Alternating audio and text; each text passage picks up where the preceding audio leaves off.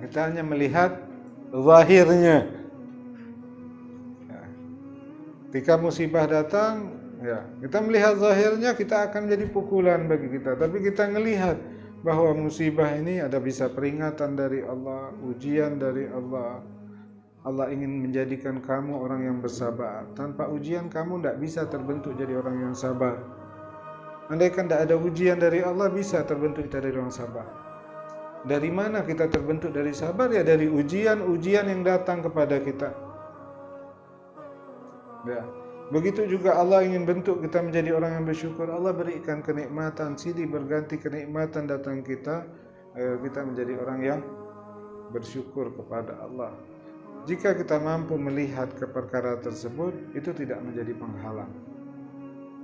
Tapi kalau kita hanya melihat zahirnya saja, ini menjadi hijab bagi kita.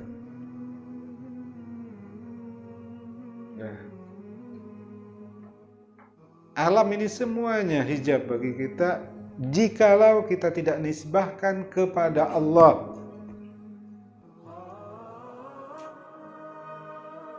Dan alam ini akan menjadi terang jikalau segala hal kita nisbahkan kepada Allah.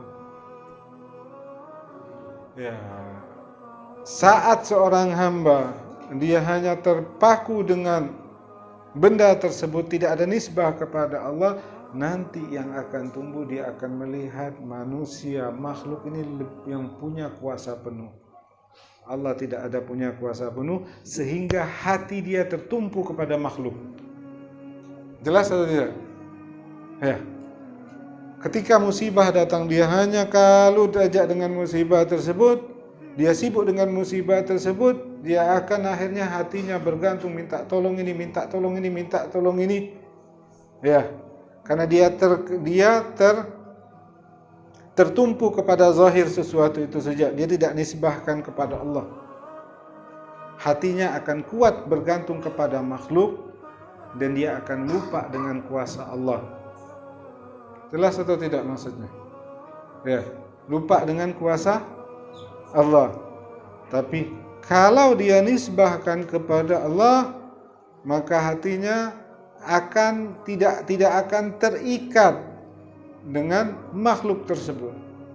Hatinya akan terikat kuat kepada Allah. Ya. Apa yang harus kita lakukan sekarang? Kewajiban kita yaitu menghapus hijab tersebut. Penghalang itu kita singkirkan. Dengan apa?